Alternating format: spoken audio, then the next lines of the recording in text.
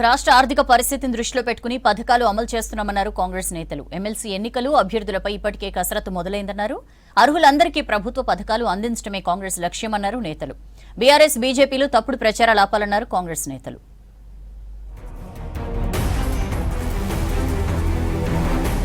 జీహెచ్ఎంసీపై focus చేస్తున్నామన్నారు PCC chief Mahesh Kumar Goud. కేంద్రం నుంచి రూపాయి నిధులు తీసుకురాలేని బీజేపీ నేతలు భిక్షాటన చేస్తున్నారని విమర్శించారు. కులగణన సర్వే జరిగితే బీజేపీ బీఆర్ఎస్ లకు నష్టం వస్తుందని కుట్రలు చేస్తున్నాయన్నారు. ఫిబ్రవరి 5న కేబినెట్ సబ్ కమిటీ నివేదిక ఇస్తుందన్నారు పీసీసీ చీఫ్. స్థానిక సంస్థల ఎన్నికలపై కేబినెట్ లో నిర్ణయిస్తారని చెప్పారు. హామీల అమలు కొంత ఆలస్యం కావచ్చు, కానీ ప్రజల్ని మోసం చేసుడు ఉండదన్నారు. రాష్ట్ర ఆర్థిక పరిస్థితి దృష్టిలో పెట్టుకుని పథకాలు అమలు చేస్తున్నామన్నారు. గ్రాడ్యుయేట్ ఎమ్మెల్సీ అభ్యర్థులపై ఇప్పటికే కసరత్తు జరిగిందని చిట్చాట్ లో చెప్పారు మహేష్ కుమార్ గౌడ్. ఫిబ్రవరిలో 2వ వారంలో సూర్యాపేట జిల్లాలో రాహుల్ గాంధీ పర్యటిస్తారని తెలిపారు పీసీసీ చీఫ్.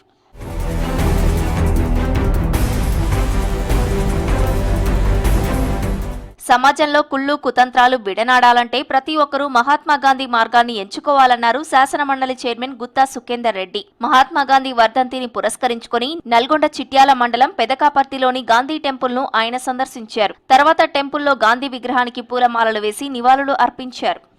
గాంధీ ఈ ప్రపంచంలోనే అహింస ద్వారానే అన్ని సాధ్యం చేయగలుగుతాం అనేటువంటి ఒక సందేశాన్ని ఈ ప్రపంచానికి తెలియజేసేటువంటి మహనీయుల్లో మొదటి వ్యక్తి మహాత్మా గాంధీ గారు. వారి స్వాతంత్ర పోరాటంతోనే అహింసా మార్గం ద్వారా భారతదేశానికి స్వతంత్రం వచ్చింది. ఈ 77 సంవత్సరాల క్రితం వారు మరణించినప్పటికీ వారిని ప్రపంచవ్యాప్తంగా ఇప్పటికీ వారి సిద్ధాంతాన్ని అహింసావాదాన్ని మరి ప్రజలందరూ కూడా ముందుకు తీసుకుపోతున్నటువంటి సందర్భం. పీసీసీ కమిటీ ముందు హాజరయ్యారు పటాన్చెరు ఎమ్మెల్యే గూడెం మహిపాల్ రెడ్డి. ఇటీవల జరిగిన ఘటనపై కమిటీకి వివరణ ఇచ్చారు. పటాన్చెరు ఘటనలో తాను ఎవరిని అవమానించలేదన్నారు. తాను కూడా కాంగ్రెస్ లో పనిచేశానని, అందరినీ కలుపుకొని వెళ్లడం తనకు తెలుసన్నారు. పటాన్చెరు ఘటనపై పీసీసీకి నివేదిక ఇస్తామన్నారు ప్రభుత్వ విప్ ఆది శ్రీనివాస్.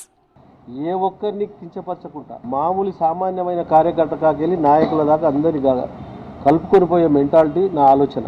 అభివృద్ధి విషయంలో ప్రజలను గౌరవించాలి. మన మీద నమ్మకం పెట్టిన ప్రజల ఎక్కడ నమ్మకాన్ని వమ్ము చేయకుండా అభివృద్ధి పరచడంలో కాంప్రమైజ్ కాకుండా అందరి కలుపుకొని పోయే ఆలోచన నాది. తప్పకుండా ఇప్పుడు పీసీసీ కమిటీ నిర్ణయము జరిగిన ఘటన మీద తీసుకునే నిర్ణయానికి నేను కట్టుబడి ఉంటాను. మీన్పూర్ కాంగ్రెస్ పార్టీ ఆఫీసులో పటాన్ చెరువులో అందరితో పాటు కాటి శ్రీనివాసరావు అభిప్రాయం కూడా ఆ మరతెల్లారు తీసుకోవడం జరిగింది.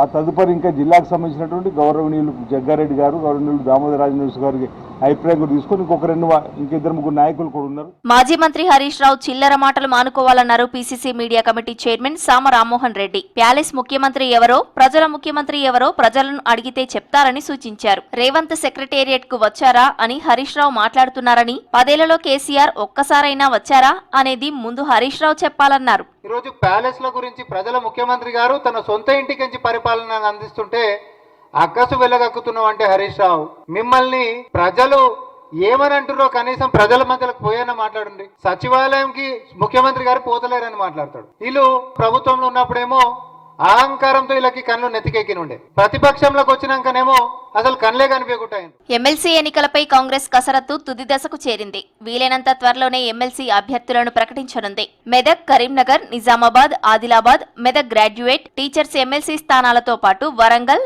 నల్గొండ, ఖమ్మం జిల్లాల టీచర్స్ స్థానాలకు ఫిబ్రవరి 3న నోటిఫికేషన్ రానుంది. ఆలోపే అభ్యర్థులను ప్రకటించాలన్న ఆలోచనలో పార్టీ ఉంది. ఫిబ్రవరి 3న జరిగే పీసీసీ సమావేశంలో రాష్ట్రంలో జరిగే 2 టీచర్, 1 గ్రాడ్యుయేట్ స్థానాలకు అభ్యర్థులను ప్రకటించే అవకాశం ఉంది.